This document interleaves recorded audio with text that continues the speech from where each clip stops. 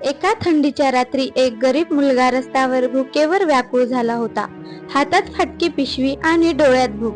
तेव्हा एक वृद्ध माणूस त्याच्याकडे आला आणि विचारलं, अन्न हवंय का? मुलगा डोळे पुसत म्हणाला, हो, 2 दिवस झालं काही खाल्लं नाही.